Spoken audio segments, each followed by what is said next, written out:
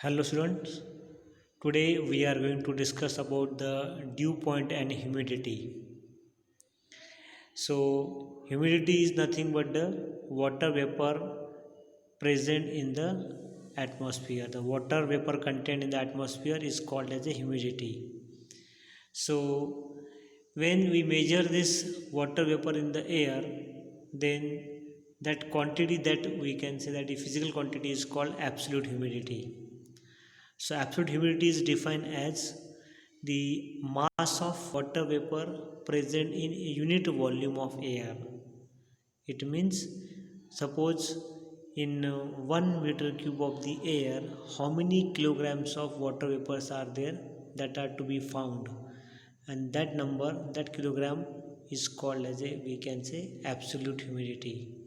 So the unit of the, we can say that the this absolute humidity is kilogram per meter cube.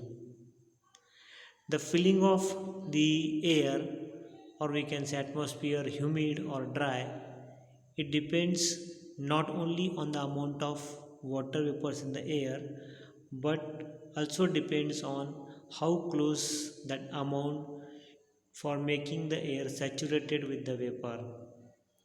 It means it depends on the temperature of air also. So that is, we can say that the ratio of actual mass of the vapor content of the air in the air for a given volume and temperature to the required to make the air saturated with the water vapor at the same temperature is called relative humidity. So the ratio of the actual mass of vapor content in the air to the, we can say, amount of the water vapor required to make the air saturated with the vapor, that ratio is called as a the relative humidity. So we get the formula, relative humidity is equals to the amount of actual mass of the vapor contained in the air upon, we can say that the amount of the water vapor required to make the air saturated one. That ratio is called as a relative humidity. And third is there percent relative humidity, means here we are finding the percentage of the relative humidity. So that ratio is there, that ratio is multiplied by 100, we will get the percent relative humidity. Then the relative humidity is there, it is, we can say that the at the dew point it is 100%. If suppose the dews are formed at that time, we can say that the relative humidity is 100%. If the relative humidity is more than 60%, we feel that the air is humid.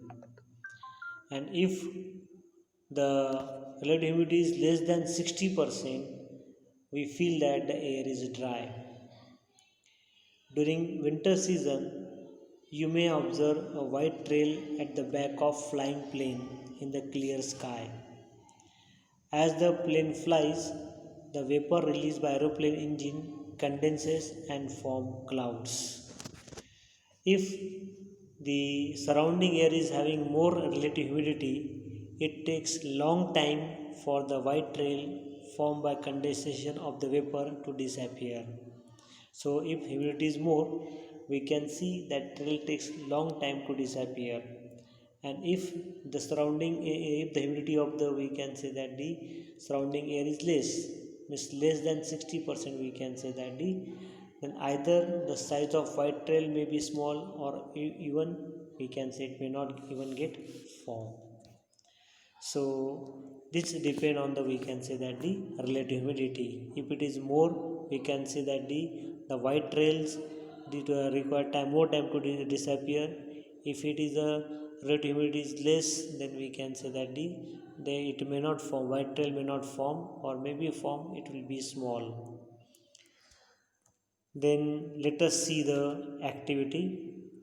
You can see that if you take the water bottle from the refrigerator, if we keep it outside, we will find out that there are the water droplets forms on the outer surface of the bottle. These water droplets are there, they are also, we can say that the observe on the leaves of the, we can say that the plants or grass, or sometimes we can see that the window glass of the vehicle in the early morning also we can see the water droplets one. So from this observation we get the sense of the presence of water vapor in the atmosphere. Here, when air gets cool due to decreasing temperature, the air becomes saturated with the water vapor, and as a result, the excess water vapor gets converted into tiny droplets. And the dew point is there, it is decided by the amount of water vapor in the air. So, this dew point temperature is there, it is decided by the amount of water vapor present in the air. So let us see the units of the heat. The units of heat are joule in SI system and calorie in CGS system. Now let us see 1 calorie heat means what. The amount of heat necessary to raise the temperature of 1 gram of water by 1 degree Celsius from 14.5 degrees Celsius to 15.5 degrees Celsius is called 1 calorie heat. See here, the specially temperature is mentioned. In that temperature only, when the temperature increase from 14.5 to 15.5 degrees Celsius, whatever the amount of heat is there, that is we can say that the absorbed by 1 gram of water is called as 1 calorie heat. Similarly, the amount of heat necessary to raise the temperature of 1 kilogram of water by 1 degree Celsius from 14.5 degrees Celsius to 15.5 degrees Celsius is called 1 kilocalorie heat. So, in 1 calorie heat, we have taken the 1 gram of water, and whatever the, we can say, heat is absorbed during the temperature of 14.5 to 15.5, this 1 degree Celsius, water heat is absorbed, that is called the 1 calorie heat.